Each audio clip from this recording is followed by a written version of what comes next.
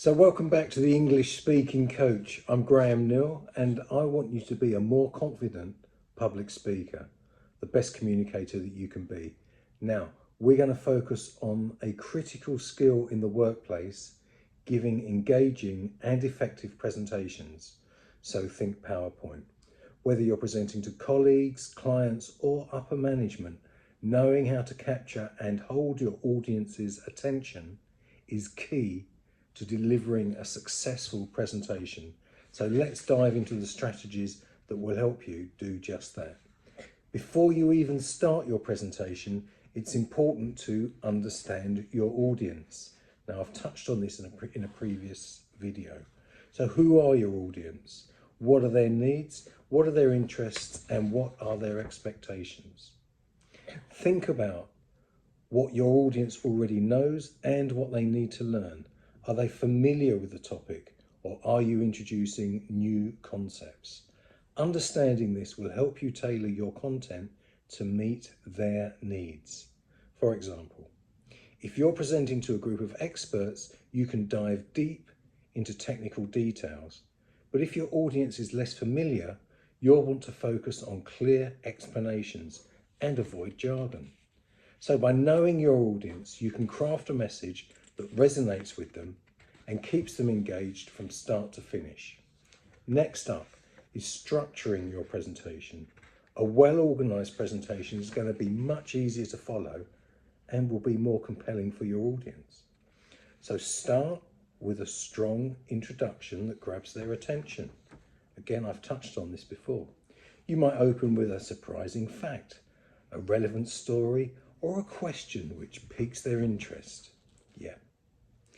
Your introduction should also clearly outline what your presentation will cover, and this will help set expectations and give your audience a roadmap.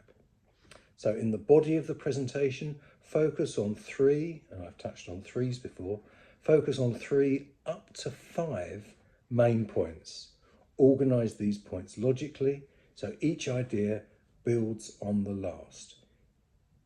Use supporting data, examples and visuals to reinforce your message and to help keep things interesting. Finally, wrap up with a conclusion that summarizes your key points and leaves a lasting impression. You might want to end with a call to action, a thought-provoking question, or a powerful statement that ties everything together. A clear structure not only makes your presentation easier to follow, but also helps ensure that your audience remembers those key takeaways.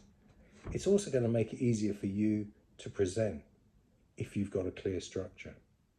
So visual aids are a powerful tool for keeping your audience engaged if they're used correctly. So let me talk briefly about how to make your visuals work for you and not against you. When it comes to slides, less is more. Avoid overcrowding your slides with too much text or too many images. Instead, use bullet points to highlight key ideas and include visuals like charts, graphs or photographs that reinforce your message. Your slides should complement what you're saying, not replace what you're saying. As I've said in a previous video, you want to deliver your information verbally, not have your audience simply read it from the screen. And don't forget, you can use physical props, whiteboards, or even short videos to bring in some variety and to keep your audience engaged. The key is to choose the right tool for the right moment in your presentation. Now, let's talk about one of the most effective ways to engage your audience: interaction. The more you involve your audience, the more attentive and invested they'll be in your presentation. So start by asking questions throughout your presentation. These can be rhetorical to provoke thought, or direct questions to encourage participation. For example, how many of you have experienced this issue? So this not only grabs their attention, but it will make the audience feel included in your presentation.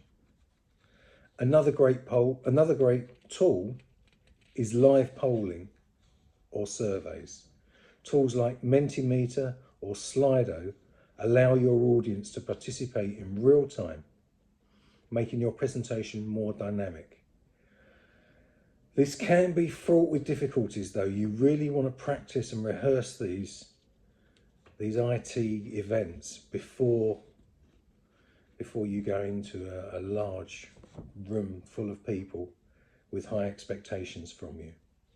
You can invite feedback or open the floor to questions at key points to create a dialogue, which might be a more down-to-earth approach.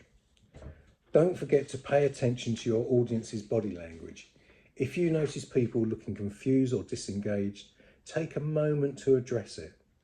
Ask if there are any questions to clarify your points. Engagement is a two-way street, and being responsive to your audience will help keep them involved. Even the best content can fall flat if it's not delivered with confidence and enthusiasm.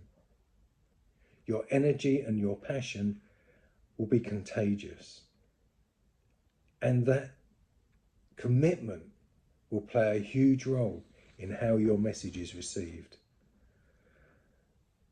As I've said before, start by practicing your presentation over and over. And this will help you become familiar with the content and reduce your nervousness. Practicing in front of a mirror or recording yourself on your mobile phone to observe your body language and your tone will help you develop those skills and will help you feel more at ease. Make sure you're speaking clearly, at a steady pace, and varying your tone to emphasize key points. Eye contact is crucial. It helps you connect with your audience and it shows that you're confident in what you're saying. Try to look at different people in the room rather than focusing on one spot.